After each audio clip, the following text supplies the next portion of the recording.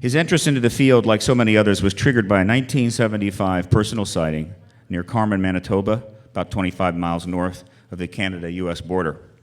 Over the next 18 months, hundreds of sightings were reported, and he spent months photographing a series of strange objects and interviewing hundreds of witnesses who were involved. Thus began a 28-year journey.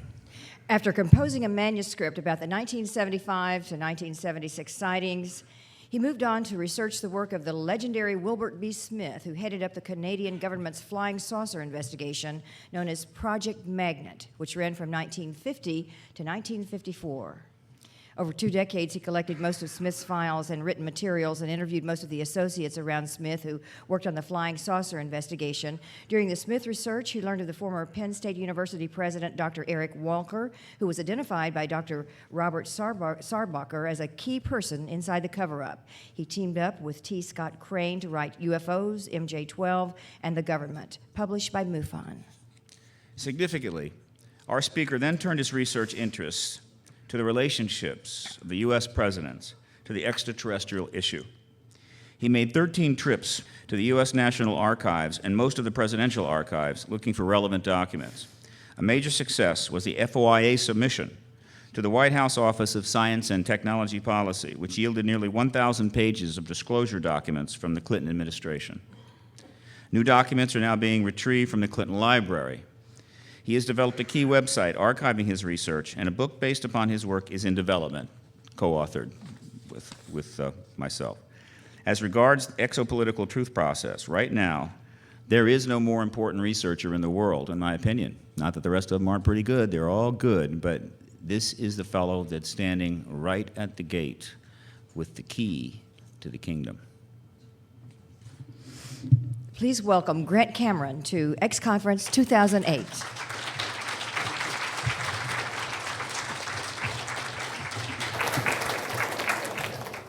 Okay, this is my 3rd time at XCon, and I'm always glad to come. Washington is one of my favorite places.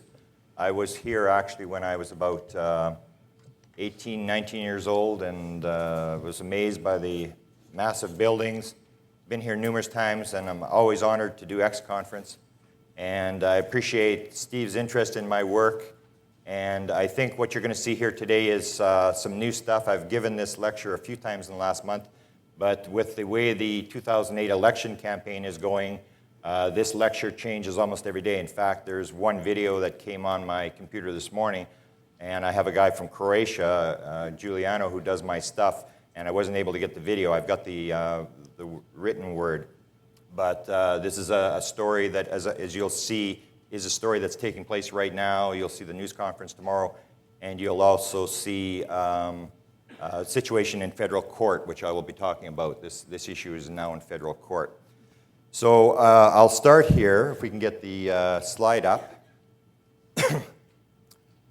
Most people are somewhat familiar with the fact that I was refused entry to the United States, and I have more important things to talk about over that issue. It seems to have died down now.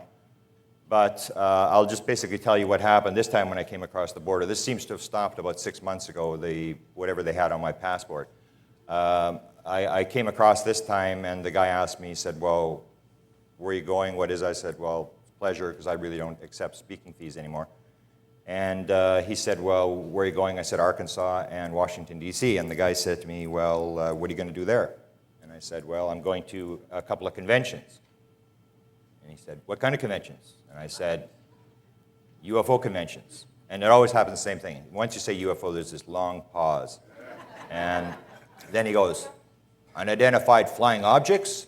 And I said, yes, sir.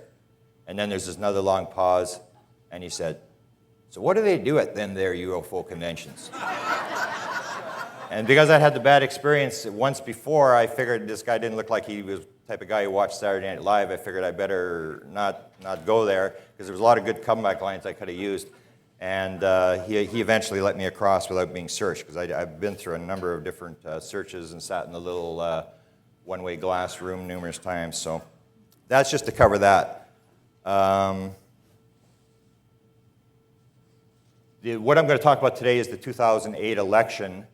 And in order to understand the 2008 election, you have to sort of go back and take a look at what has happened in the past to understand how significant what has happened in this 2008 election is. This is sort of our 15 minutes of fame. We are sort of a, it's now a minor issue, could become a major issue in the campaign. So I'm going to go through this, the history of this. I'm going to speed through it because I've discussed this numerous times. They're selling videos out there where I go through all the presidents and their involvement. But I know most people actually probably want to get to the real stuff. So I'm going to speed through this first part, go very fast, and then we'll get to the 2008 election, and so you can have a little sleep while this first part's going on. This issue of UFOs and the presidential campaign started in 1976 with Jimmy Carter. He did an interview with the National Enquirer, and I'm going to play the actual Carter audio. This is from the National Enquirer. National Enquirer is the one that did the interview, and you're going to hear the actual interview that initiated this. This was Bob Pratt, who's now dead, actually provided the video through John Schuessler. Governor, if you once saw a UFO, if you were president, would you reopen inquiries into UFOs? Well, no, but I would, make the information that we have about those sightings available to the public and identify. I never have tried to identify what I saw. It was, a light in the western sky. It was very unique. I'd never seen it before. So there were about 20 of us who saw it. Yeah. And none of us could figure out what it was. But I don't think it was anything solid. It looked to me like just a light. But it was a very beauty aberration. So I don't make fun of people who say they've seen unidentified objects in the sky.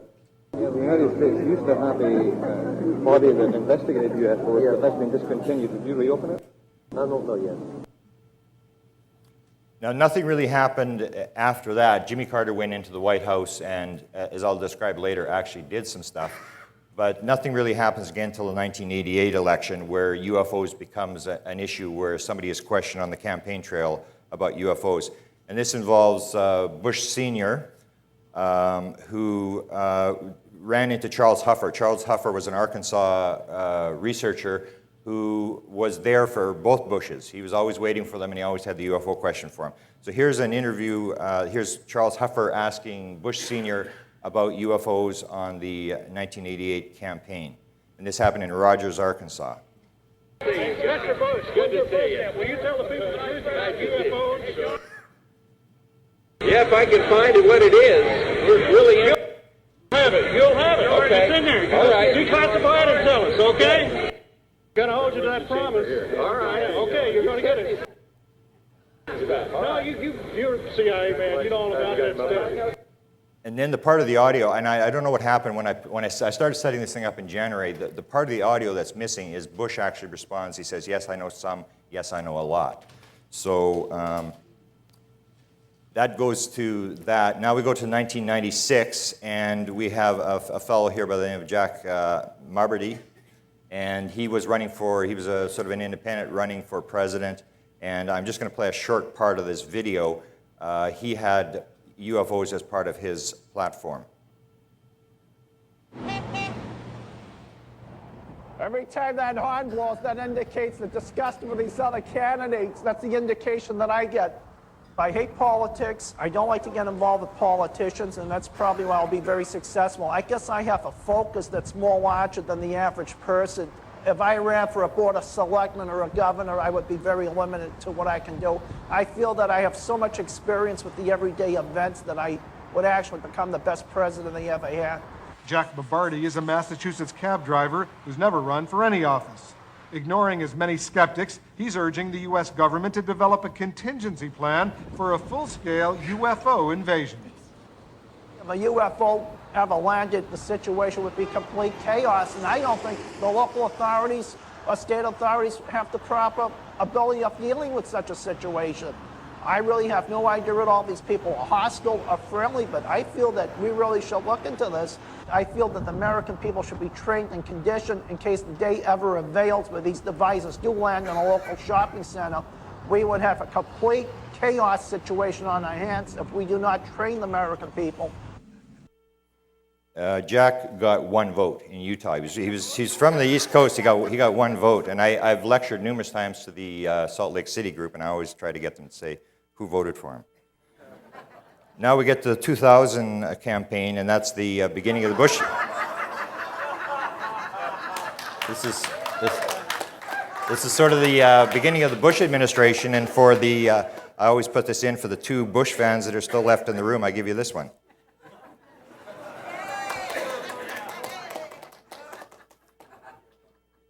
Bush was actually asked the UFO question on the 2000 campaign and, a couple of times. This is the first one is John Tenney, who I believe is a researcher out of Michigan. This is a photograph that he took as he was being dragged away.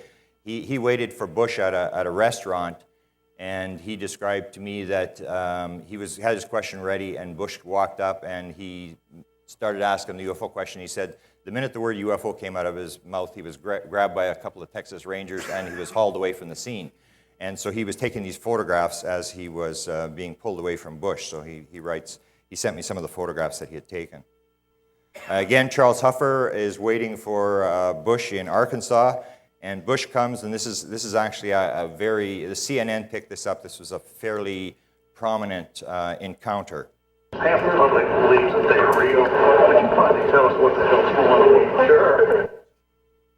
Sure, I will. This man knows he's Secretary of State. And so to give you a concept of what happened, Bush came in and Cheney was with him. And they go into this meeting or lecture or something, and HUFFER stays in the hallway. They go in, they do whatever they're doing, and they come back out, and then Bush sees HUFFER, recognizes him, and starts talking again. Yes, sir. Okay, so he says this is the first thing Cheney said. Cheney's the Secretary of Defense. He knows he's a good guy. It's the first thing he'll do when he gets into the White House, which led to a number of different things happening. One of the more prominent ones was Laura Johnstone. Now, this is a story that you may have heard back in 2000. Laura Johnstone was a civil rights activist who came from South Africa, came to America, was living in San Francisco, and she heard this. She had been demonstrated on a number of different issues, had been arrested outside the White House. And she decided that Mr. Bush had made the promise and Mr. Bush should keep the promise. So she went on a hunger strike. The hunger strike lasted 42 days. She actually was interviewed all over America. One of the big talk show hosts actually provided her a computer. She didn't have a computer. The story was big. She was moving around, and I was doing stories on the internet about her, how many days it was. The problem was that the UFO community went after her. And a lot of people were attacking her, and even Charles HUFFER was very scared because as she was getting up, she was losing a lot of weight.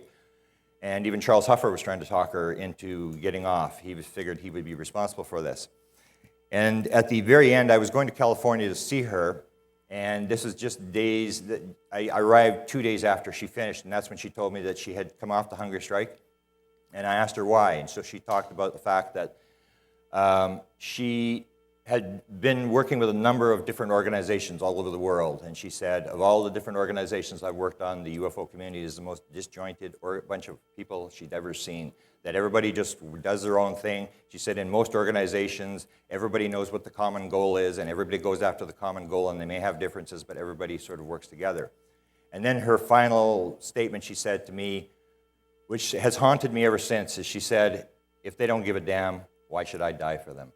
And so she pulled out, she went back to South Africa, she disappeared, and I've tried to find her on the internet. I don't really know where she went after that, but she left the country maybe a week or two after that. The 2004 campaign is also a fairly critical event, and the main thing, well, first of all, the Independent, Michael here, was interviewed by Guy Malone, and his whole platform wasn't UFOs, but he did have UFO disclosure as part of his platform. He had told Guy Malone that this would be something that he would seriously consider. He was kind of skeptical about UFOs. Now, he did a bit better than the 1996 guys. He actually got like 397,000 votes and came in fourth. So he did fairly well. The big event that happened on the 2004 campaign was the emergence of General Wesley Clark, who I believe at one time was leading the Democrats. He goes to New Hampshire, And in New Hampshire, he is asked by Jay Buckley, who was a space shuttle astronaut, what's your vision of space? And General Clark starts in on this talk about how he believes we can go past the speed of light, how he's argued with astronauts. So I'll play the clip here. I am a believer in the exploration of space. I'd like to see mankind get off this planet. I'd like to know what's out there beyond the solar system. I still believe in E equals MC squared. But I can't believe that in all of human history, we'll never, ever be able to go beyond the speed of light to reach where we want to go. I happen to believe that mankind can do it. I've argued with physicists about it. I've argued with best friends about it. I just have to believe it. So what happened was, once I got this clip, this audio clip, I sent it around to a bunch of researchers in the United States, and one of them came back. Well, here you'll see the reaction, the media reaction to his statement. But when I sent this around, and one of the people came back, and this deals with the Avery. This is somebody who's not Avery, but knows all the Avery people, and everybody would know who he is. He wrote me back, and he said, one of the birds says that Clark has been given access to crash saucer material. Now I'm sort of in a panic. I figure, like, we've got to ask this guy. And one of the stories I've left out is when Bush in 2000 had stated that he was going to release it, went to the White House, Dick Cheney appeared on a radio talk show, the Diana Rehm Show, here in Washington. And I then knew how to get on these talk shows. And so what I did was he came on the show, and I phoned up. And I was the first caller up, and I asked them the briefing question, which I say is very important. If you ever get somebody who's in the know, you ask them the briefing question. Don't ask them what they think or if they've had a UFO sighting.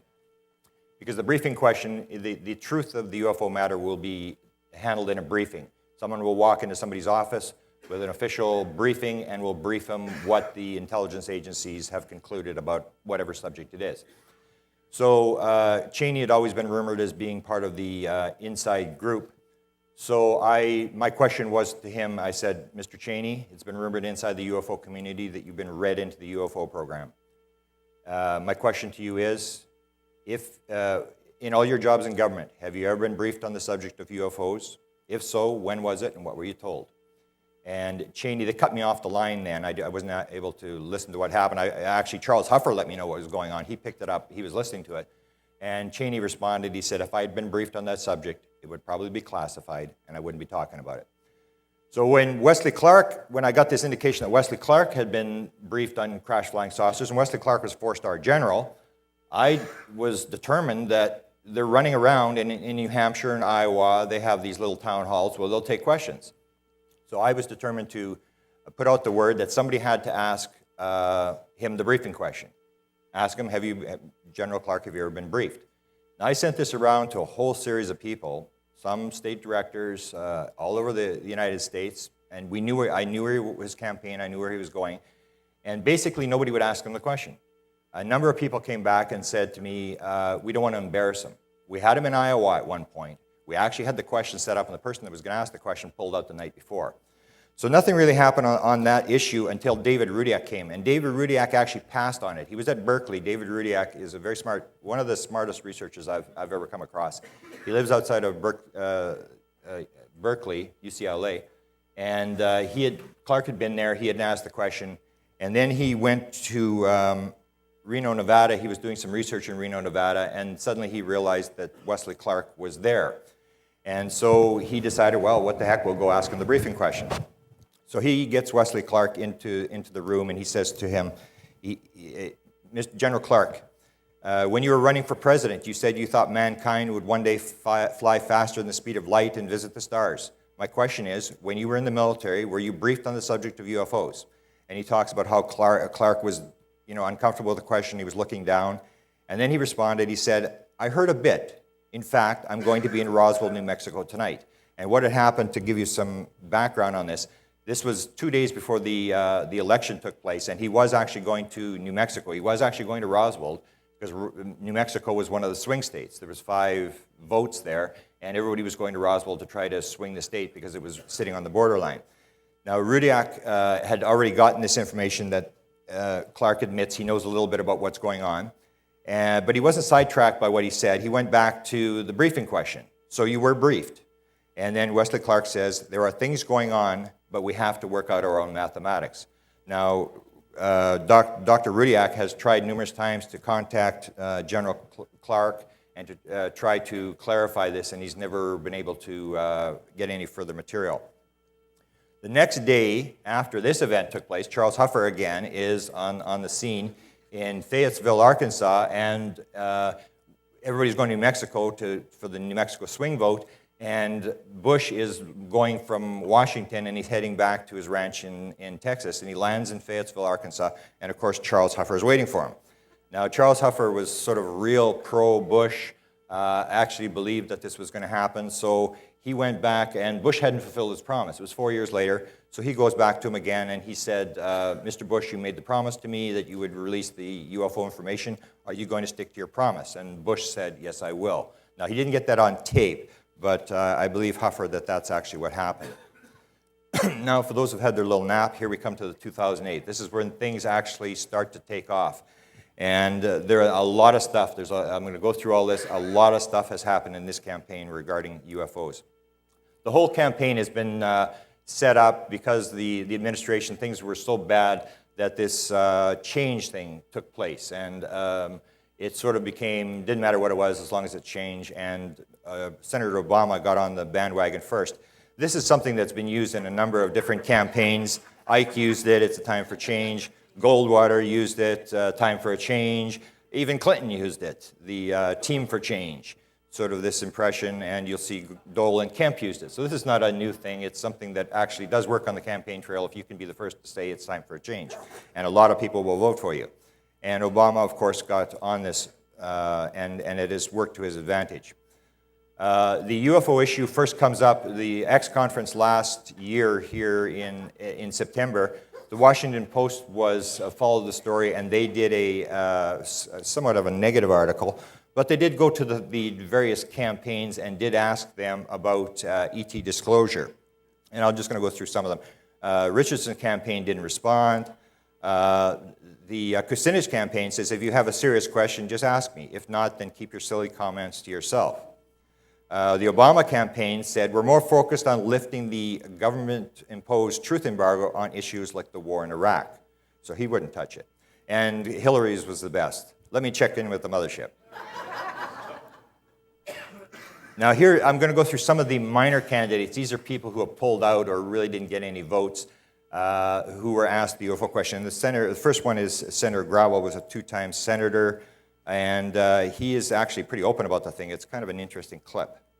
The video. Good. If you become president, sir, do you promise to disclose any information about unidentified flying objects? Yes. You're not going to believe this, but my girlfriend. I'm curious too. I mean, I've been to that area. You know, in fact, this is too right near that area, 54. I got to tell you a funny story. We're driving through there because I was going to Yucca Mountain. And you go through Yucca Mountain. Oh, okay. So I'm going to Yucca Mountain to get a briefing.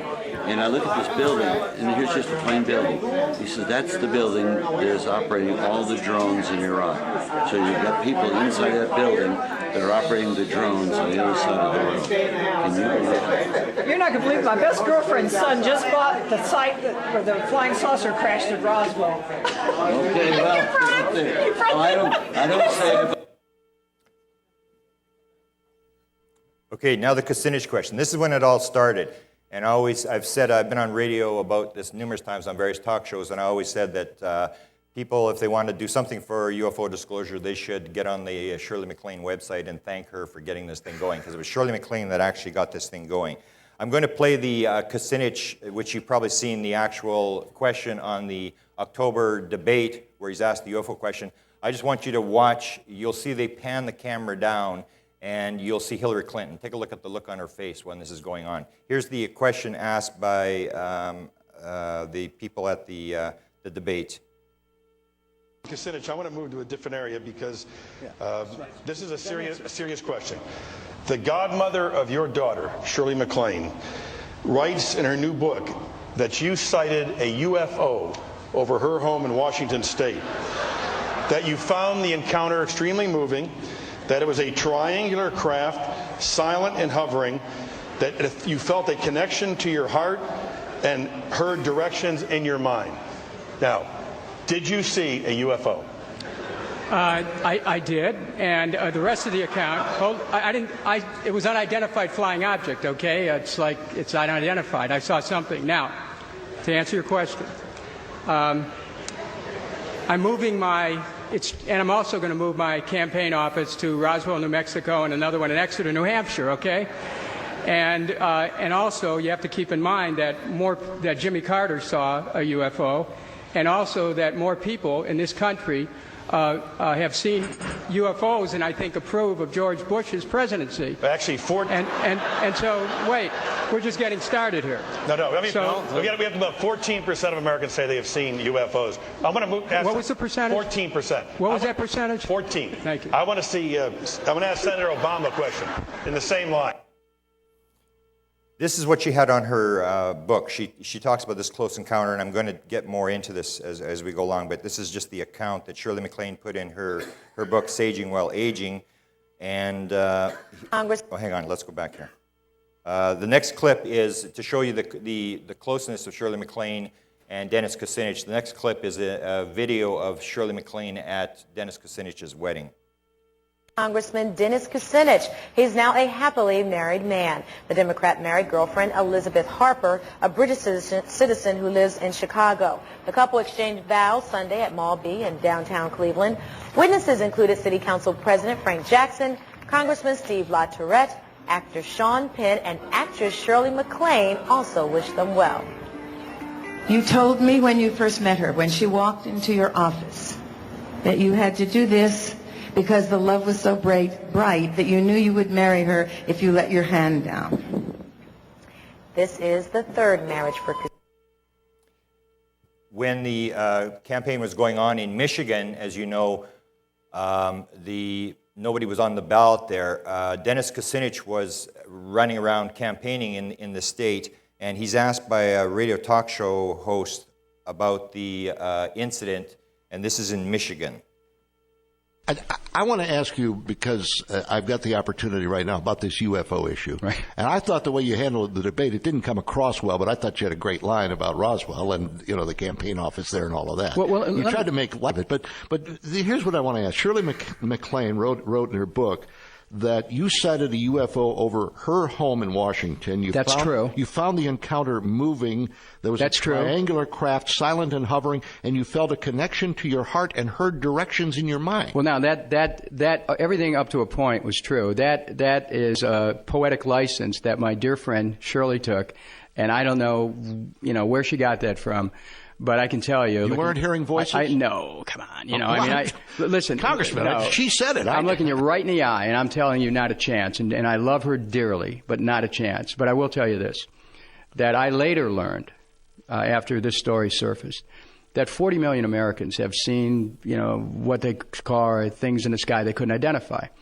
And I also learned that President Reagan and President Jimmy Carter at one time or another had seen unidentified flying objects. So it just might be that seeing one is a prerequisite for being president. Here's Dennis and Shirley MacLaine. This is the media reaction, and the media reaction was actually very bad. I use Google to grab all the news every day, and the news was actually very bad. He was given a hard time. This is one of the quotes from the Sacramento Bee when Dennis Kucinich's UFO sighting and Edwards' $400 haircut gained more headlines than the health care plans. Something's clearly wrong. Tim Russert, who asked the question of Dennis Kucinich, was actually asked the question himself. As you'll see, there was a whole series of questions. Everybody started to ask the UFO question. And Tim Russert, and this is the Halloween when he's asked, the day after he's asked the question about UFOs. And here's his response. Congressman Kucinich was asked whether he had ever seen a UFO in his life, and he said that yes, he had seen something. So I'm asking you, Tim Russert, have you ever seen a UFO? And don't be evasive. Hold on, Meredith. It's unidentified. I saw something now. I think that's the broom you ordered up for tonight. All right, Mr. Russert. Happy Halloween! KG as always, Tim Russert. Sighting details. The Wall Street Journal did a follow-up story on this. I think it was January the 2nd. It was Michael Phillips did a follow-up story and actually revealed, and I was kind of surprised to see this, it was not just a sighting. This was a close encounter. It was a very bizarre thing. There was things going on through the whole day. And one of the things that he mentioned in the article was that Dennis Kucinich, it was so dramatic an event that Dennis got all the witnesses to write down what had happened and make drawings of this thing. There was actually this guy here who was, had worked on Kucinich's 2004 campaign, who was a bodyguard for Shirley MacLaine. He was there, his girlfriend there was there, and Kucinich was there. Shirley MacLaine was actually in Canada at the time. She wasn't there for the sighting. So just a few weeks ago, I went back to Phillips, and because Shirley MacLaine had stated in this article she was going to try to get the drawings and the notes from this UFO sighting. And I asked Michael Phillips if he had gotten the notes, and he said, well, no, I haven't got the notes because Dennis Kucinich won't talk to me. So Dennis Kucinich started to back off the issue, and we're going to play some clips. You'll see he starts to move away from the issue. And I'm going to play, I think, here's Danny Sheehan talking about his involvement before. Dennis Kucinich was really interested before this happened. And Danny Sheehan, as you may know, worked on his 2004 campaign, and Danny Sheehan is a fairly reputable witness. So here's him talking about Dennis Kucinich and UFOs. You've been a policy advisor to Kucinich, right? Yes, I was his chief policy director during the 2004 presidential campaign and drafted his policy positions.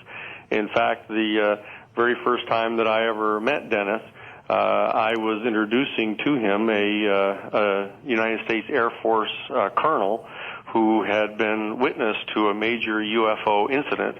And since Dennis chaired the House Aeronautics Administration Committee, I brought the man to him. He was a citizen of the state of Ohio, and allowed him to present to Dennis the information that he had about this UFO incident. And that is how I met Dennis. And because of his openness and his candor about this issue, I was among the people that helped talk Dennis into running for the presidential election in 2004, and still remain a good friend of his. And he's campaigning here in Iowa for the presidential nomination. This video that I'm going to play is Dennis Kucinich the day after. It's actually pretty funny. He starts to back away from the situation, but it is actually a pretty funny video. This is I have time for a couple Carolina. questions. Do you have a question? Okay, who has a question? Yes. I'm disappointed that you're not more in the mainstream media, or when you are, it's about something kind of ridiculous like you've seen a UFO. How can we get you more in the mainstream media? You know, this, Tim Russert asking that question, think about it. They didn't call me for the first 23 minutes, right? And they sure don't want to hear about somebody who is opposed to attacking Iran and was against the war from the beginning and is for a not-for-profit healthcare system. So we know what they wanted to talk about. But I wish I would have said, if I would have thought about it a little bit more, was, I saw a UFO. It wasn't, I don't know what it was. It was unidentified, hello. But I didn't get any messages or anything. But what I should have said is, yeah, Tim, it spoke to me and said, take me to your leader. And I said, well, not this guy. He doesn't like illegal aliens. You know.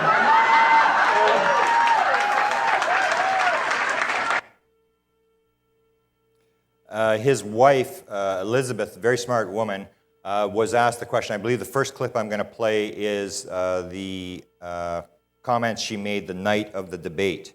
A little hard to hear, but listen carefully. It's fairly important what she says.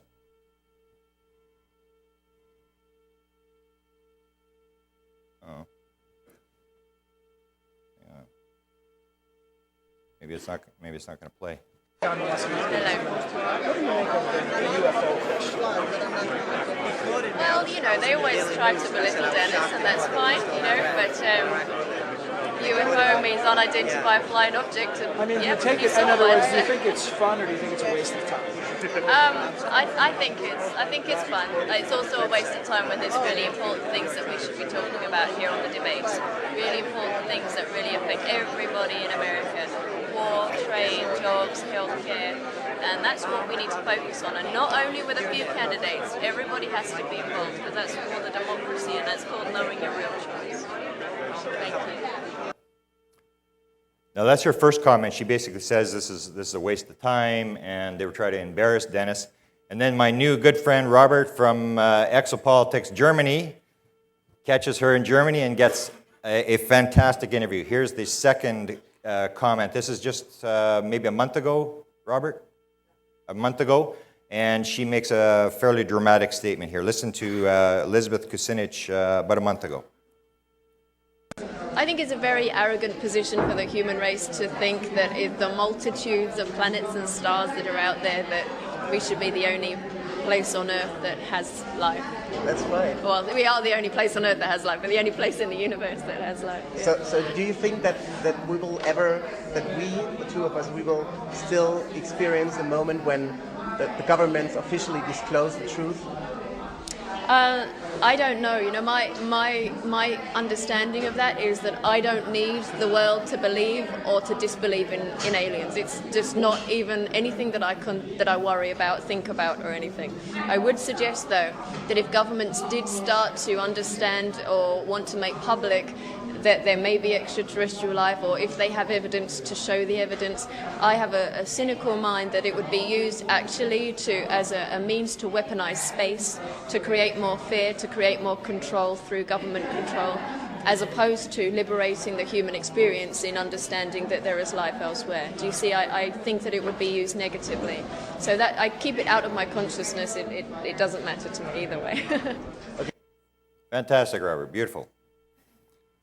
Jimmy Carter got dragged in because Dennis Kucinich had mentioned the fact to defend his sighting that Jimmy Carter had a sighting, so CNN went after Jimmy Carter and asked him what he thought about this whole UFO thing.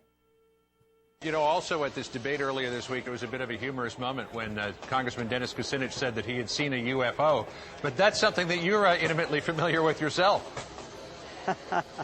Well, a UFO is an unidentified flying object, and when I was back as a peanut farmer and the head of a Lions Clubs in the southwest Georgia, I and about 25 others saw something in the air that changed colors and was round and came and left. We couldn't figure out what it was. It was unidentified as far as we were concerned, but I think it's impossible, in my opinion, some people disagree, to have space people from other planets or other stars to come in this city. I don't think that's possible. Well, it's certainly proof, though, Mr. President, that you can see a UFO and go on to become president of the United States, so maybe it's not over for Congressman Kucinich yet. Jimmy Carter. Well, I wish him well. Jimmy Carter, thanks very much for joining us today. It's good to see you. Good luck. Shirley MacLaine, I'm going to play these sort of without comment. These are, Shirley MacLaine was pushing her book at the time, so she was asked about the controversy numerous times. I'll just make note that in the one you'll hear, she says, Dennis said it was unidentified, it was identified.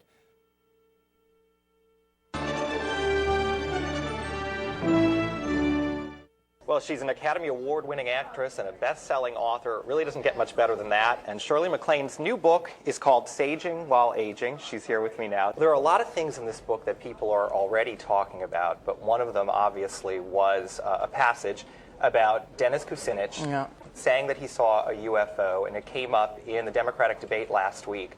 He answered that question. Were you satisfied with his answer when Tim Russert asked? I thought it was very brave of him, although he's the only candidate telling the truth. So why should it be brave to tell the truth, honestly? In this country, we should have more of it. But I thought it was very well done. Liked his humor after he said it, that he's moving his campaign headquarters to Roswell. He did say it's unidentified. In my opinion, it's identified. Now, if people would have read a little further into the book, they would see that Dennis Kucinich isn't the only politician who's seen a UFO, or so you report to us, right? Well, that's right. Jimmy Carter saw one, wrote about it. Reagan discussed it with people, might have written about it, don't remember. But I remember it coming up in the debate with Mondale. He talked about invasions from outer space.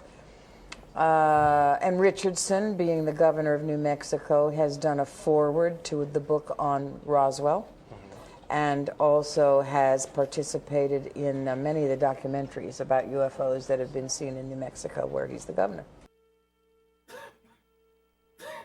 Wall Street Journal. Hi, this is Jeff Trachtenberg. I'm the book publishing reporter at the Wall Street Journal. I'm here today with Shirley MacLaine, who's written her 11th book, Saging While Aging. I believe in your book, midway through, you talk about Dennis Kucinich actually seeing a... He didn't see a star being, he saw a spaceship from your balcony. Yeah.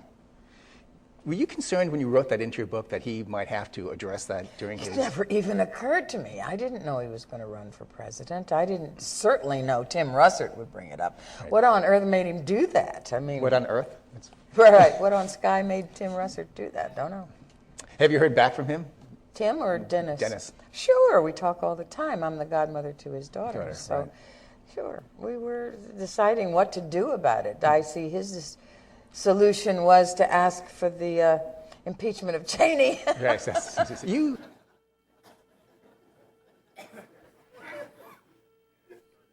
Well, Carter and I have talked about this. He had his own encounter. You know, he wrote about it. So I have all the astronauts. So many astronauts have talked about it, and people like Kennedy. The U.S. Air Force assures me that UFOs pose no threat to national security. I like that approach. He knew they were there. He wanted to know what they were. He was not afraid. Reagan had his encounters. Our next guest is an Oscar-winning actress, a dancer, a mother, and a best-selling author. Her new book is called Saging While Aging. Shirley MacLaine, welcome to Northwest Notebook. Thank you. There has been a lot of news around your book recently, and this stems from an event that happened in our state in Graham. Presidential candidate Dennis Kucinich saw a UFO while visiting your house. He even confirmed it in the recent presidential debate. Were you surprised that the congressman came out and was so open about the experience? No, he tells the truth. He may be the only presidential candidate telling the truth. Tells it about everything. I know Jimmy Carter tried to get real info on it and was told on a need-to-know basis, and you don't need to know. Same thing happened with Reagan, big-time experiences with UFOs. So, for the orb people, Paul Greco, I met him at one conference. He had a bunch of, he was at a Kucinich event and got a bunch of orb photos. So I'll just flip through these.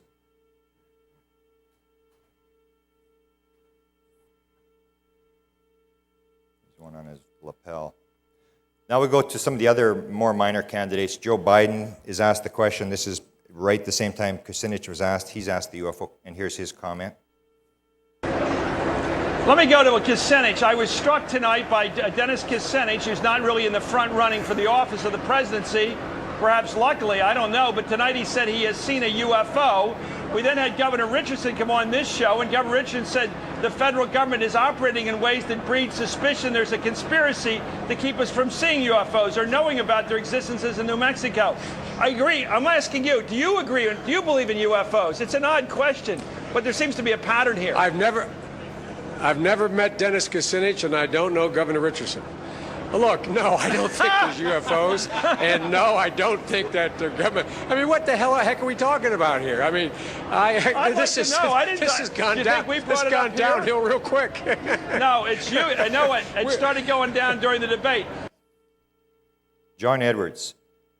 This is Danny Sheehan was working with John Edwards, and he was asked whether he talked to John Edwards about UFOs. And I've talked with one of the people about the issue of UFOs, but I don't believe he has probably spoken with John about it. I just had a meeting with John about 3 hours ago. We were much more focused upon the specific issues that are going on out here right now, but I will have that conversation with him as soon as he gets the nomination, which will probably have it wrapped up, I think, about February 5th or so. Mike Huckabee, former governor of Arkansas. This one's a beauty. I've got to ask this. Okay. Do you believe in UFOs? No. I've never been on one. Me and Shirley MacLaine were not tight. You know, I believe in God, not UFO. Bill Richardson. Bill Richardson first got involved a fair while ago with the Roswell thing, and then when they start asking him the question related to Dennis Kucinich, he starts to back away. So here's how he started. Here's from the Roswell documentary with Bill Richardson's comments. The Roswell incident has become an integral part of New Mexico state history. Back at the university, Dolman briefs Governor Bill Richardson on the results of the dig. And the initial impact point was right in here, according to Don Schmidt, who's basically a technical advisor to the project and a leading UFO researcher. The exciting part about this was that, wow, we've got a stratigraphic anomaly right where there should be one. We've got something, right? It's intriguing. I don't think the U.S. government has fully disclosed everything they know. And what I think is important is that we, through science, through the Foster Ranch Project, we get to the bottom of something that's perplexed many Americans. Danny Sheehan talking about, hang on. October, this is the video I actually got this morning. I just got the text here, but I got this video this morning. This is the first time that Kucinich was asked, and this is one of only 2 times that candidates in the 2008 elections were asked about UFOs by UFO people. This was set up by, I believe, the Exopolitics, by Weber's people. He was asked, and he responded, when I was congressman, this is the guy that did the question is talking about this. When he was a congressman, he attempted to get the information on behalf of his New Mexico constituents, but was told by both the Department of Defense and Los Alamos Labs that the information was classified. Now, I have the video of this now, of him actually saying this. New Mexico, Governor, and being the governor of that state, do you believe in UFOs? I mean, it's an odd thing to ask. I wouldn't have asked it, except Dennis Kucinich, candidate for president, U.S. congressman, tonight said that he saw a UFO. Do you think that's credible? Or is that disqualifying for a presidential candidate to say you've seen UFOs? You know, I've never seen one. You know, Roswell, New Mexico is the hotbed of UFOs, and I promote Roswell as a tourism issue, but there is no credible evidence. About Roswell. You know, the fact is, Chris, do you have to be a booster Chris, for UFOs the federal, as governor of that state? No. The federal government has not come clean on all that issue, and it should. But no, I've never seen one. I doubt of their existence, but I admit, you know, I'm the governor of the state. I push the tourism promotion side, like Billy the Kid too. You know, I'm also trying to bring tourism to my state, but no, Wait a minute! I don't think there's any credible evidence. Stop the music! Stop the music, Governor. Did you say the United States government is covering up a history of a UFO sighting in your state? You said the government hasn't cleared this up yet. What are they hiding that you say about a UFO? No, they haven't. Well, they don't produce documents, Chris. They should just get it all out. And there's a known history about this. What is the conspiracy? What is your belief if they released all documents? Look, I don't believe they're UFOs, but the government has not handled this well over the years. That's a historical fact.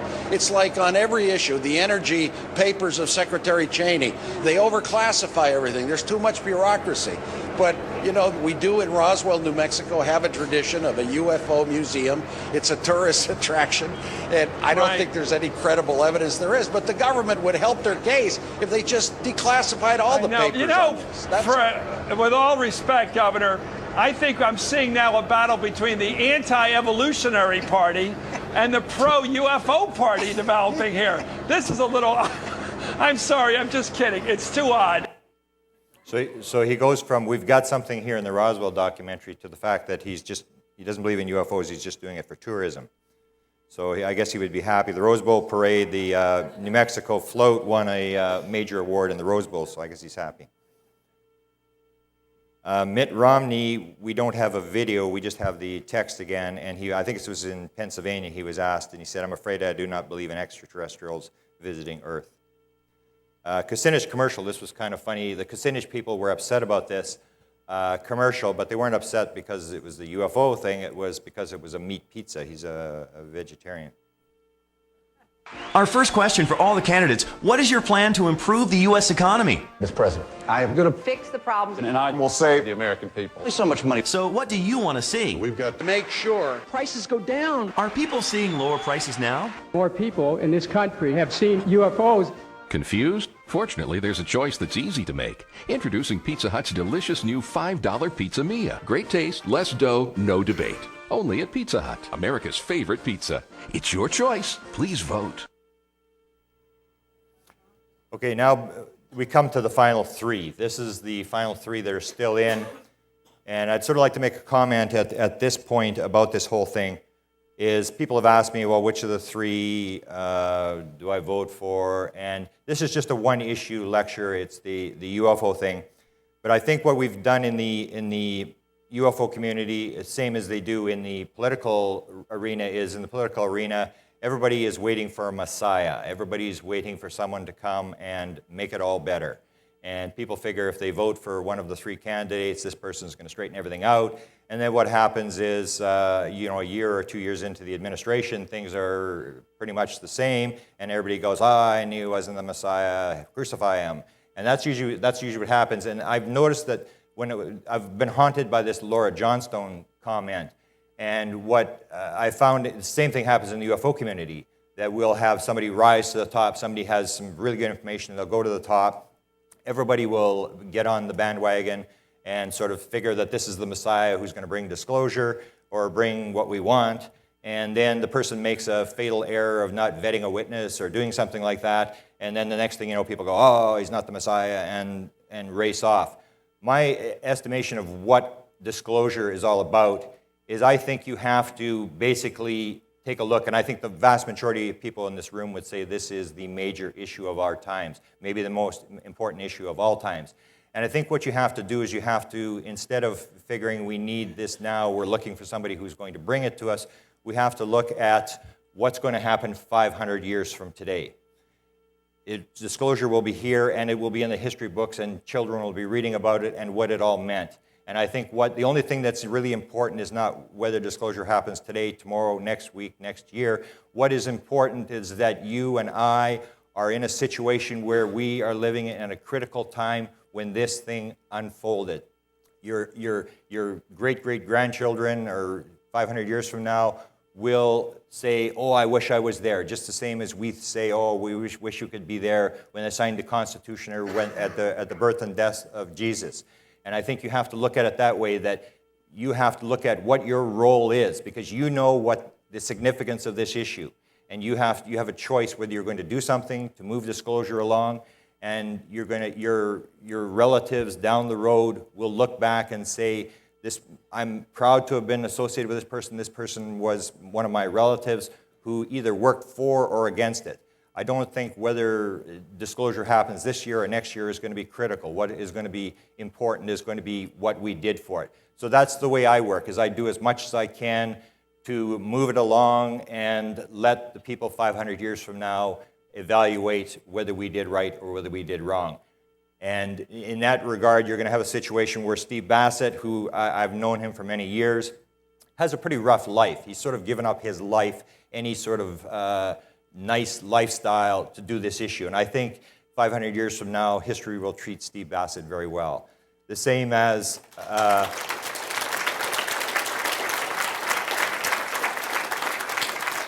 the same situation occurs because I've gotten to know Angela Joyner fairly well. Angela Joyner is now without a job. She stood the ground and had a choice between her job and the UFO witnesses that were coming to her. She chose the UFO witnesses. And I think that her daughter's relatives many years from down the road will be very proud that Angela Joyner was one of her relatives. In the same light, I think it was, I'm not 100% certain, but I don't think Phil Klass had any kids. So it's a good thing, because 500 years from now, there's nobody going to be embarrassed that they were actually related to this guy. Now, to get into the final three candidates, and I say on the bottom line, none of these people are going to do anything about this issue. The only time these people will do something about the issue is when you and I do something and pressure the issue. disclosure is our game. It's not one of these three candidates to be the Messiah to bring us UFO disclosures. It's up to us to do the work, to push the issue.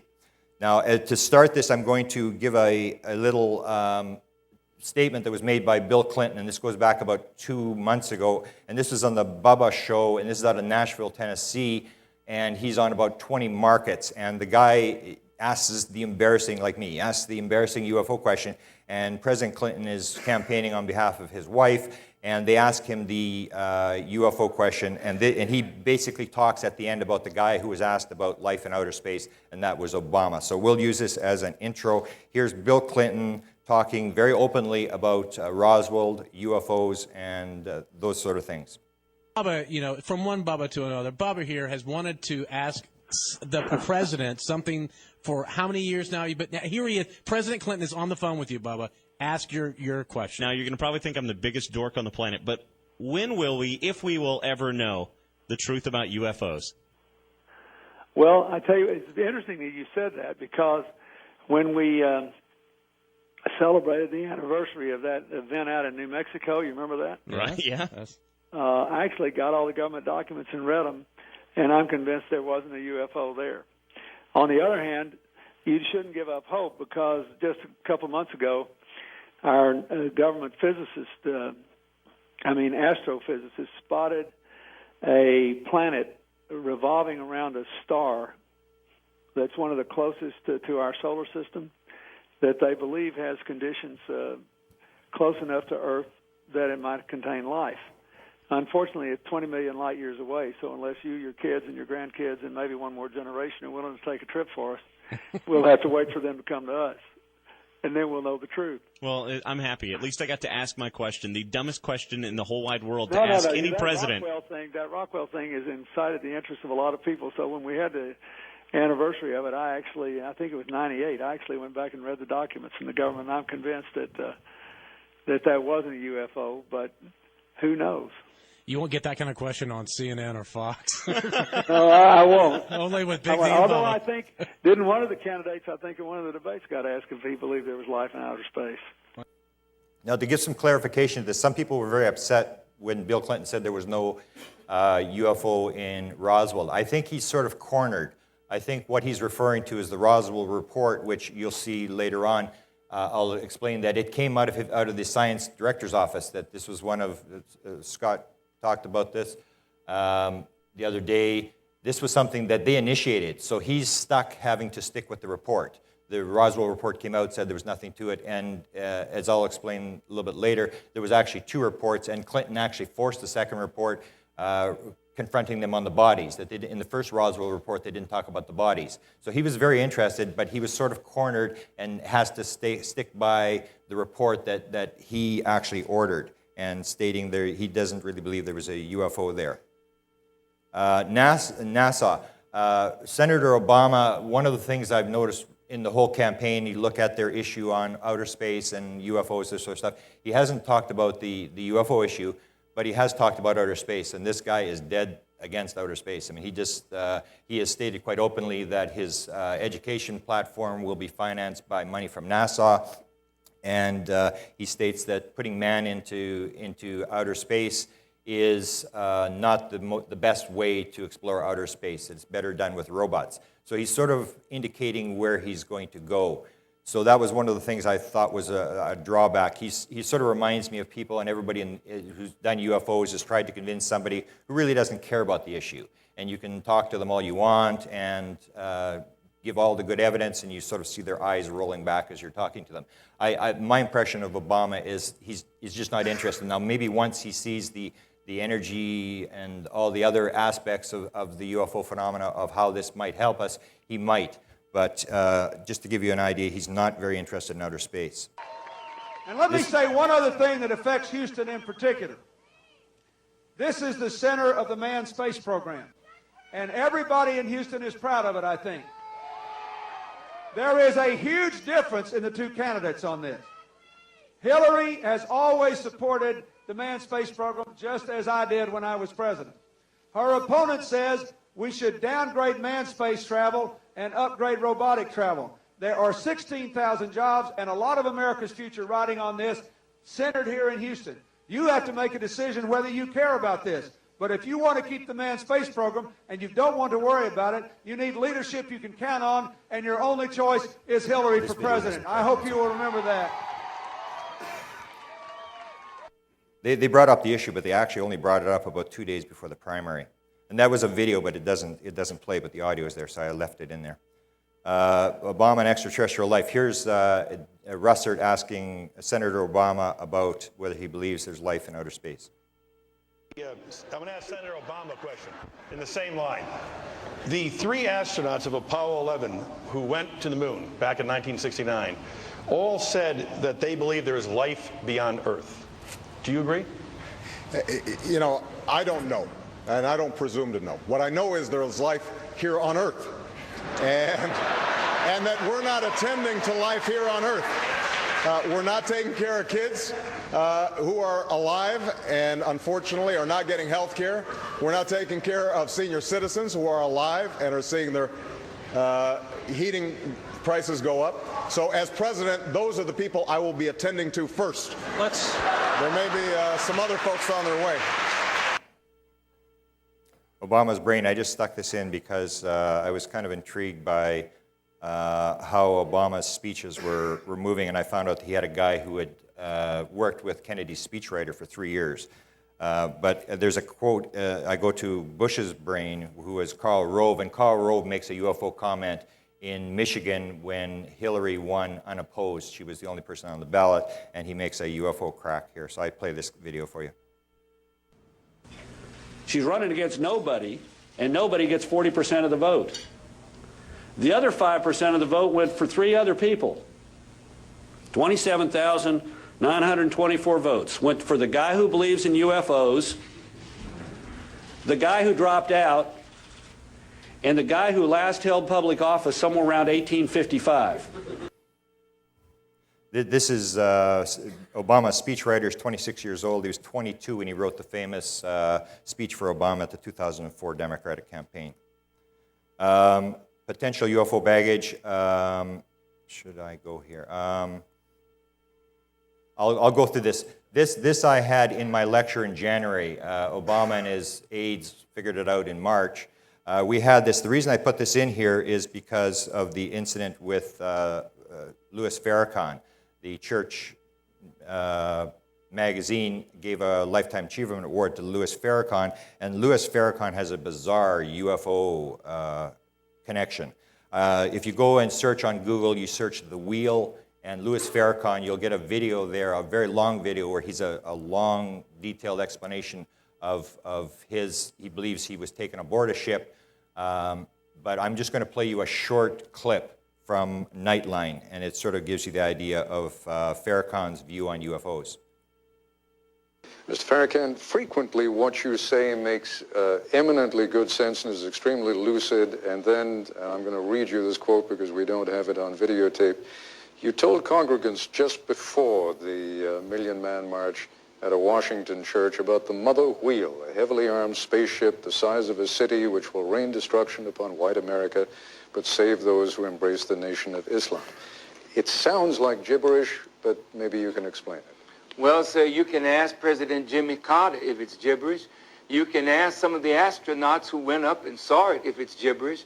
On the front page of the Washington Post, several years ago, a Japanese pilot was flying across the Bering Straits, and he saw something in his radar that looked like 2 large aircraft carriers joined together in terms of size. And an aircraft carrier is 440 yards long.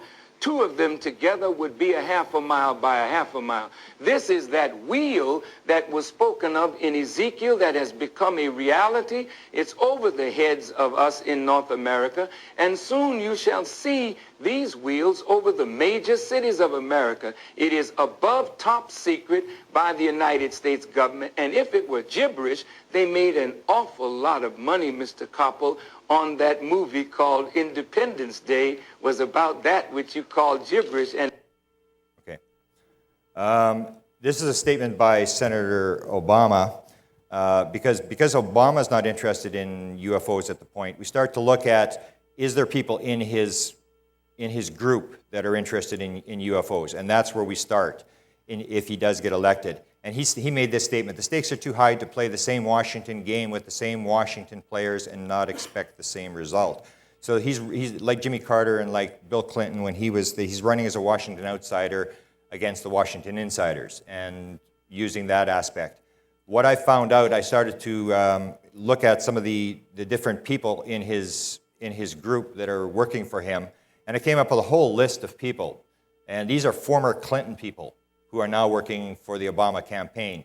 And then I found an article by MSNBC in December of last year that stated at that point he had almost 250 people, Clinton people, working on his campaign, which gives you the story. And I always say there's only so many horses in the barn in Washington, and unless you've got an awful lot of friends when you go to Washington, you're going to bring them along. You have to use Washington people. So a lot of these people are high-ranking people. There's about 50 major Clinton people who are working for Obama now that were top people in the Clinton administration.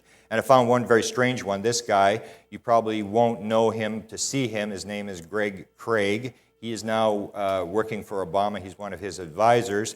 And you may not recognize him or recognize his name, but you may recognize a famous statement he made. The president's testimony was evasive, incomplete, misleading, even maddening, but it was not perjury. Bill Clinton's lawyer for Monica Lewinsky and the impeachment. And he's now working for Obama, which made me think, well, maybe Obama's got a girlfriend and he's getting ready. I don't know. One of the main people in the Obama campaign who is interested in UFOs is one of his main advisors is Zbigniew Brzezinski. Now, Obama says he's not using Washington people. This is one of the biggest insiders in Washington ever. He's been rumored by numerous people as being on the cabal. He was worked from Kennedy on, but the interesting part that we're interested in is he worked for Jimmy Carter. He was National Security Advisor to Jimmy Carter, and Jimmy Carter did do a lot of things for UFOs. He sent Frank Press out to NASA to try to get NASA to run a new UFO investigation. Jody Powell was working on behalf of the president. He had gone to the FBI, and this is about the same time that the FBI released their 1,500 pages of documents. Danny Sheehan participated on 2 highly classified subjects, or UFO and ET studies for Jimmy Carter. And Zbigniew Brzezinski would have known all this stuff. He would have, one of the things I did look for was Zbigniew Brzezinski sat in on a meeting with Eric Gehry and President Carter. And I have a very close friend. There's somebody sympathetic to UFOs inside the Carter Library. And I went back to him about a month ago, and I said, well, I requested FOIA on the Brzezinski notes from the Eric Gehry meeting. Eric Gehry had UFO sightings. Now there's a story that he was involved in a crash, and he met with Jimmy Carter, and we know for a fact that UFOs were discussed. So the guy said, well, I don't know what happened to the FOIA. He was going to check on it. I haven't heard back yet. But he did provide me this, which is a new document. And this is Jimmy Carter's handwriting of the Eric Gehry meeting in 1977. And you'll see the topics listed. And 2 of the topics listed that were discussed with Jimmy Carter and Eric Gehry were mysticism and UFOs. Anthony Lake is one of his advisors. Anthony Lake was National Security Advisor to President Kennedy, and I'm going to play a clip from the Diana Rehm show, the same show that I talked to Mr. Cheney on, and he talks about Roswell. It's kind of a bizarre clip, and then I'm going to show you stuff from the Clinton Library. We have a number of callers now, so if you'll put those headphones on, we'll go to the phones. Just 1 minute Certainly. To thank you for your saving, if not my life, at least some embarrassment when I once did this. And I think it was the second caller who called in, asked me about Roswell Air Force Base. And there was this stunned, blank look on my face because I had no idea what he was talking about. And you said very generously, it's time to take a break. And then over the break explained to me that we may or may not be keeping an alien at Roswell Air Force Base. I've never been let in before into this conspiracy, even as National Security Advisor. So I didn't know what to say. I tried to prove a negative afterwards, that there is no alien being held there. What I should have said is that, in fact, the alien doesn't look anything like the alien in the movie Independence Day. But anyway, I want to thank you again for saving me there. So this guy is now working for Obama. Of course, I had the 1,000 pages of material from Gibbons' office, and what I did is I took the names and I filed FOIA with the Clinton Library. And the Clinton Library is reviewing 30,000 pages of material subject to what I requested. And one of the things, if you look about 6 down, there's 132 pages on UFO material for Anthony Lake. They haven't released it yet. But so even though the top guy may not be interested, you can still go after some of the people under him. Obama has been the most open on disclosure, on open government. He's made some fantastic statements, and I'll read some of them. He will institute a national declassification center to make declassification secure, but routine, effective, and cost-effective. That's from his website. He has stated, I believe very strongly in transparency. He stated he will turn the page on a growing empire of classified material and help connect government to its citizen and engage citizens in a democracy. I've been very troubled by the extent which America has become a nation of government secrets. More and more information is kept secret or made intolerably complicated and inaccessible. More and more decisions are made behind closed doors with access limited to insiders and lobbyists. So he has made a number of very positive statements, and if he gets in, let's hope that somebody can get to him, explain what this is all about, and I think he may be sympathetic to at least going after, on behalf of government transparency, the documents. I now go to John McCain. John McCain I sort of have as sort of an unknown. John McCain does have some UFO background, and I'll just quickly go through it, but I'm really not sure what to think about John McCain's situation. He was asked about whether he had ever seen a UFO. He said, I can't say that I did, but I kept looking all the time, and he was talking about when he was a Navy pilot. He was looking for UFOs. John McCain on UFOs, this is Francis Barwood. This is dealing with the Phoenix Light incident. Because he was the senator in Arizona, he was faced with that issue. Here's her talking about what McCain did for her. Do you have a feel for any kind of official agenda at any level about the UFO phenomena? Is it being covered up? Do you think it is? Well, there's no doubt that they don't want to discuss it, and I did send a letter to Senator McCain, who then sent it to Lansford Trapp, the director of the Air Force, who then sent it to the Blue Book Archives. I didn't know at the time what the Blue Book Archives were, but have found out it's a filing system, and so literally they threw it in the trash. Right. I then sent another letter to Senator McCain, who sent it to the National Archives, which again, you know, when my assistant called, they said all they do is file, they don't investigate, and they don't even respond. So we made them respond to us, and they did send a letter back saying they don't investigate and normally don't even respond. And I thought, you know, this is really a problem. Now, Senator McCain was on our local Channel 10 here, stating to them that he had tried to get answers from every different department of the military and was unable to get any answer.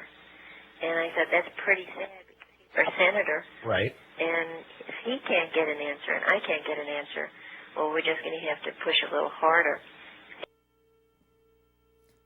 Phoenix Lights, here's a video where he talks about the Phoenix Lights.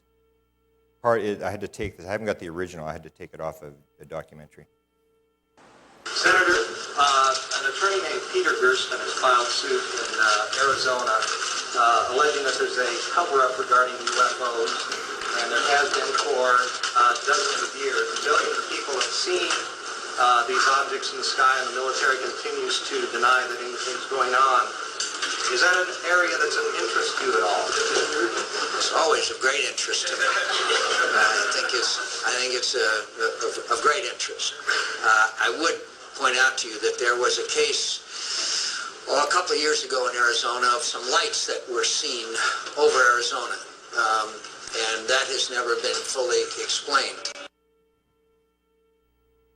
He did write some letters. Here's some letters that he wrote for the Phoenix Light thing. His website, this came out February 16th. Somebody in contact with the website, John McCain, is very supportive of space exploration, and the search for other intelligent life in the universe. We would only assume that he would also be very open to UFO disclosure. So McCain is same like Obama. I mean, he's not the end of the... All three of these people are in a situation where they might do something. Anthony, one of his advisors is James Woolsey, who was the first CIA director under Clinton. He has all sorts of UFO stories being told about him. So like Obama, there's people inside the McCain campaign who have some UFO background and people that might be able to push the issue. This McCain campaign, he has also made a number of statements on open government. A democratic government operates best in the disinfecting light of public eye, and that ethics and transparency are not an election year buzzwords, they are obligations of democracy and the duties of honorable public service. And now we come to the Hillary stuff. Okay, this is the Clinton Library. I have a list of about 14 items. There was some statements that were made that the Clintons really didn't do anything when they were in the White House. They actually did. I've got about a list of 14 things that they actually did to try to get at the UFO thing. And I was at the library just last week, and because I have so many requests in there, they basically, everybody knew who I was, and they basically said, your name, everybody knows you around here. The files at the Clinton Library are kept in a back building here, and I'll show you a picture of the archive room. You can see how many people are scrambling to get the Clinton Library, the Clinton documents. I was the only one there. I actually, after I went there, and they basically knew whether I had, like I'd ordered copies, like I'd asked for something, and they said, well, the archivist who said, well, you've already got that, you ordered that stuff, and you've got it at home. And I said, well, no, I forgot to bring it. So they have a very good sense, and I'll explain as we go along why they're sort of on our side. It's a very bizarre story. After I went to the Clinton Library, I went to the Clinton Museum store, which is actually across the freeway. You have to take a little shuttle over there. And then the guy said, well, if you want to eat, you can go down the street. There's some very good restaurants. So then I said, okay. So I went there, and I met Bill, and I had to keep pushing his hand away there. But after that, I went across the street, and I was looking for one of these restaurants, and lo and behold, here's Flying Saucer. Like, across the street and a block down, a Flying Saucer bar and restaurant. And so I figured, well, I got to go in there. And sure enough, the thing had all sorts of UFO stuff and UFO stations, and it was bizarre, like right across. So I actually contacted the chain that owns this thing and told them this little story about how Clintons were interested. And this is on Clinton Street. I mean, it's on the road where the library is. And they were fascinated. They said, oh, this is very fascinating. I don't know if they're going to do anything with it, but it's very fascinating to see a UFO thing right across the street from the Clintons. Now, I want to take a little bit of time to explain, because you'll be reading in the news media, Judicial Watch, everybody's trying to get the Hillary Clinton files, and Judicial Watch is putting out a bunch of garbage that isn't really true. So I'm going to explain to you, and a lot of people think Hillary's withholding the files. So I want to explain to you, because I've been in the presidential libraries and I know how the system works, to explain to you how the system works so when you read these articles, you know what's going on. I was at the Reagan Library last month, and I went, again, I had waited 5 years for 3 Freedom of Information Act requests. So they said, you got 467 pages of material, and so I've traveled 2,200 miles, I drive there, and it was finished in an hour and a half. It was just, everything was basically withdrawn. This is not documents from last year, this is documents from 25 years ago. And one of the ones I was looking for was Zbigniew Brzezinski, a meeting between Reagan and Edward Shevardnadze. And the reason I wanted that is because that was one of the times Reagan talked about the alien invasion on about 5 occasions, and one was with Shevardnadze. So they've withdrawn these memcons, and they have restriction B1, national security. Okay, fine. So I go, and then I'm looking through this thing, and here's the dinner toast, Ronald Reagan's dinner toast in Geneva, and it's been withheld national security. So you can understand what's going on here. Just basically everything is withheld. It's just they pull everything. Here's one, a little funny one. This page intentionally left blank. Here's one where the document, I wasn't even there anymore. They said, item returned to NSC Secretariat. So they even said, you don't even get the document, bring the damn thing back. Judicial Watch has filed a number of lawsuits. I'll discuss this a little bit. They filed a couple of lawsuits against the National Archives, pointed at the Clinton library, and that is to get the Hillary files. They figure these are very important files. Hillary's running for president, and they should release these files. The way it works in the National Archives is, and in the presidential libraries, it's first come, first serve. So you get in line, and I knew, because I had the documents from the Rockefeller Initiative in 2000, I was filing my Freedom of Information Act requests in 2000 already. I was getting them all ready. I filed them an hour after they were being accepted in January of 2006. They didn't get it. I had to refile it again in 2 weeks. So I'm very close to the front of the line. Judicial Watch filed theirs in April of 2006. They were 3 months late, but now they want to be moved to the front. They figure the files are very important.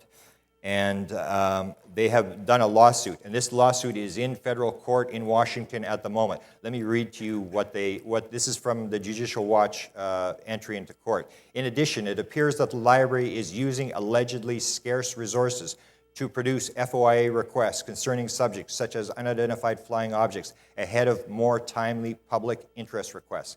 That is, the Hillary files. And then at the end they say, this, along with other issues, raises serious questions as to how processing decisions are made, in fact, how decisions are in fact being made at the library. So they're basically saying that they're wasting their time doing these UFO requests. Out of the first 18, 12 of them are UFOs, and they're all mine. And all the national media, you'll see they refer here to USA Today, all the national media picked up on this, that these UFO things were coming out, and where are the Hillary files, and why is Hillary withholding the files? The Clintons, when Nixon was in office, he tried to run off with the files. He had the tape incident and all this sort of stuff. And since that administration, the files, when the president leaves, are owned by the people. They're not owned by the president anymore. So whether it's Clinton or Carter or Reagan or whatever, once they leave, they have 5 years to use the files for their memoirs, and at that point, the files become open, and they have really no control over those files. And it is first come, first serve. So this case, what has happened is they filed 2 lawsuits, and the first one, they were about to throw it out of court in Washington here, and then they mentioned the fact there are 17 queues, which is true. There's 17 different queues where this stuff goes in. It's a short, medium, long request, classified request, different types of requests. So they said, well, no, it's not first come, first serve, because they've got 17 different queues. And so the judge has given them a discovery. And they are about to put a Clinton archive official on the stand in Washington, and they're going to question them. And I've seen some of the questions that they're going to ask: how many UFO requests were filed? Why did they get ahead? Where are they in the queues? And this is it's not a congressional investigation, not a congressional hearing, but I think it's pretty close. It is a very important issue. We have the Clinton library. The archivists, the lawyers are all going to be arguing on behalf of the system as it stands, which will release the vast majority of UFO files before the stuff that Judicial Watch wants. Judicial Watch's second request asks for millions of pages, their second lawsuit. If that thing is granted by federal court, nobody will see any FOIAs for years. It'll take years. They only process 200,000 pages a year. They're asking for millions of pages in their second lawsuit. So this is happening at the time. So if you read the newspapers, all the major news media are watching this case. And I'm not sure when this person is going to be put on the stand. And I sort of apologize to the Clinton people that I had caused them so much trouble, and they seemed to didn't really care. Here's Hillary describing openness at the library. The library, as you can see, is all glass. That's one of the things the library really stands for. I mean, it physically stands for openness with all the glass and the light, but he wants it to be a place where people come and really study, and everything's going to be available. Again, she's made the same statements on open government, committed to restoring open government, both by mandating more open meetings and the release of public documents, and by nominating an attorney general who has a proven commitment to open government. As I said before, I had all the material from the Gibbons files, and that's how I filed all my FOIAs. Some of the FOIAs that have been released, one is the Area 51 files. This is kind of funny. And I paid $250 for these files. I'm going to show you the good stuff here this morning. I paid $250, and we have lots of money in Canada now. We have a booming economy, and I figured it was a total waste of money, but I sort of made a donation to the $11 trillion deficit.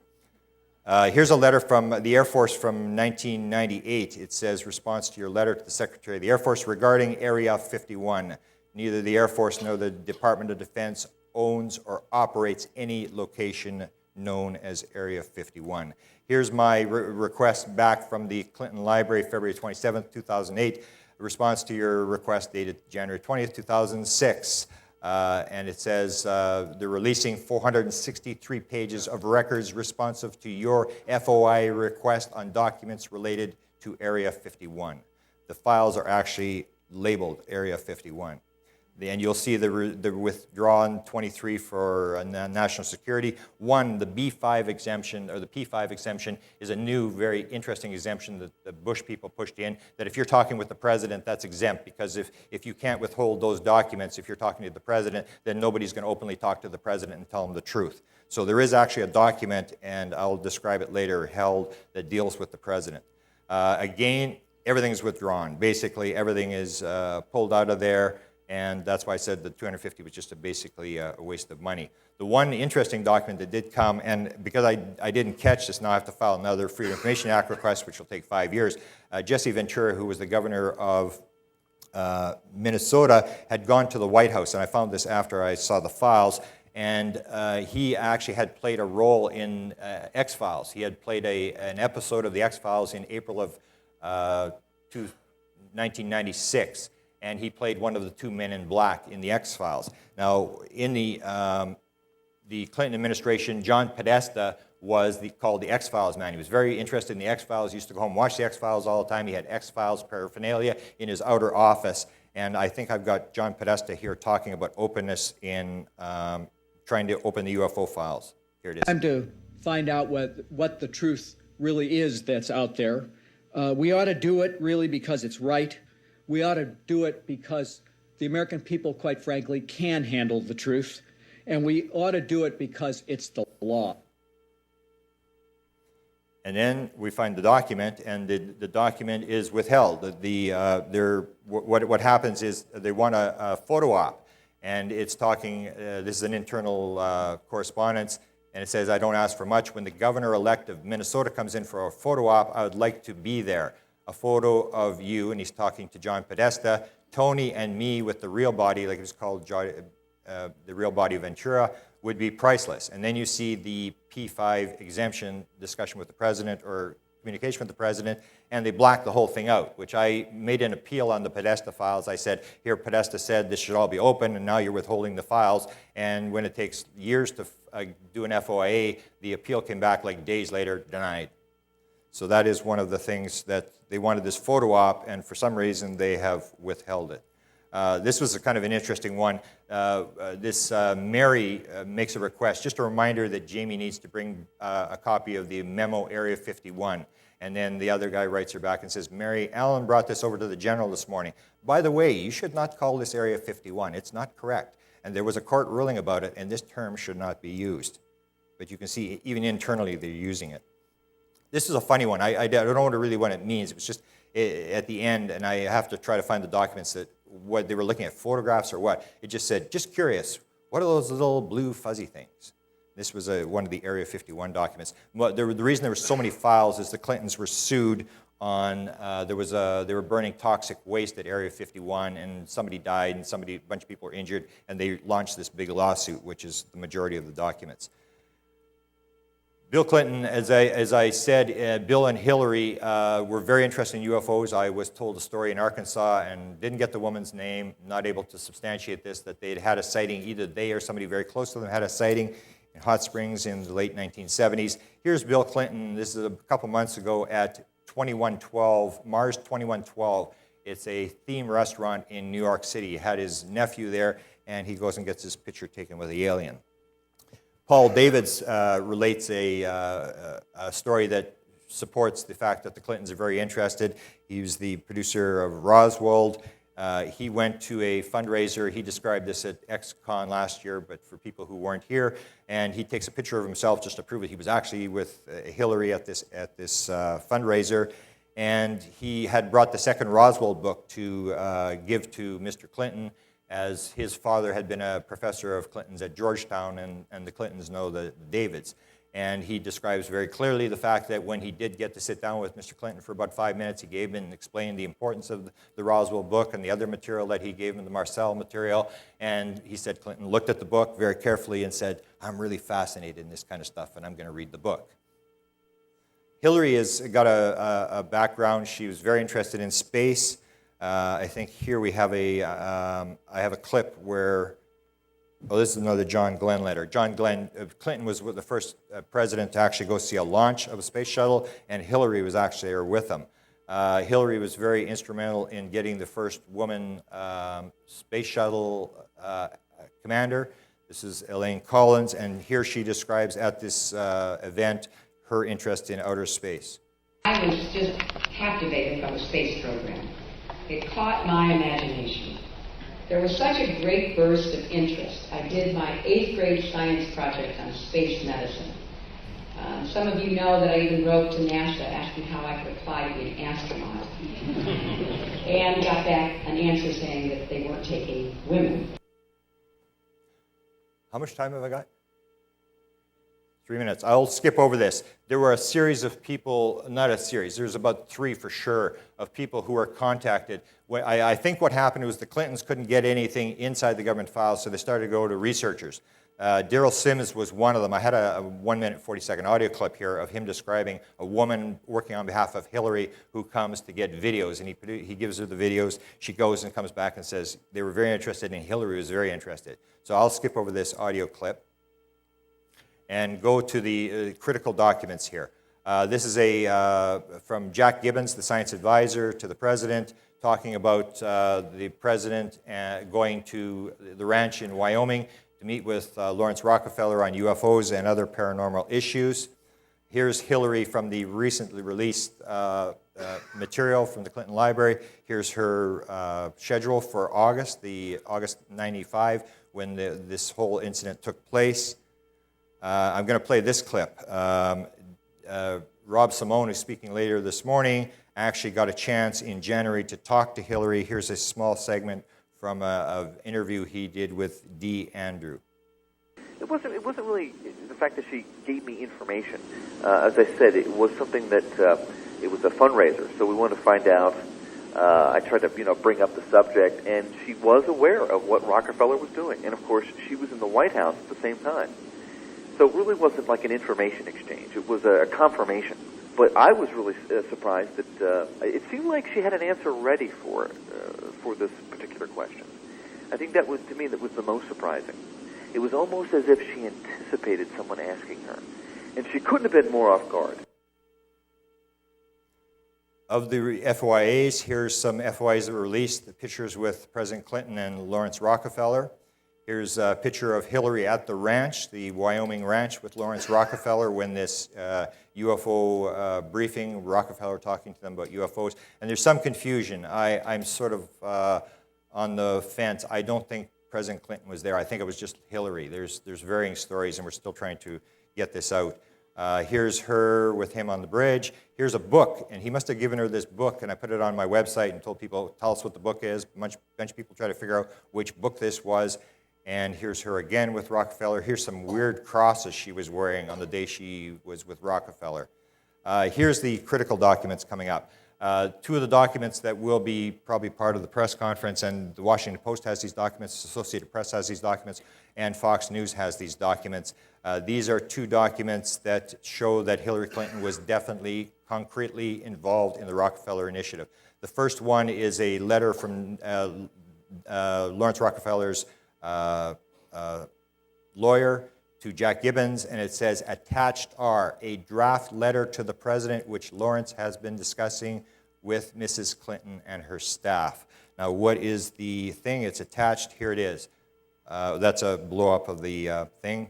This draft letter is being discussed. Lawrence had this letter that he kept saying he was going to send to the president. He had different people. Gibbons edited it, and we see Hillary helped edit this letter. And I'll give you the title, and then I'll go on.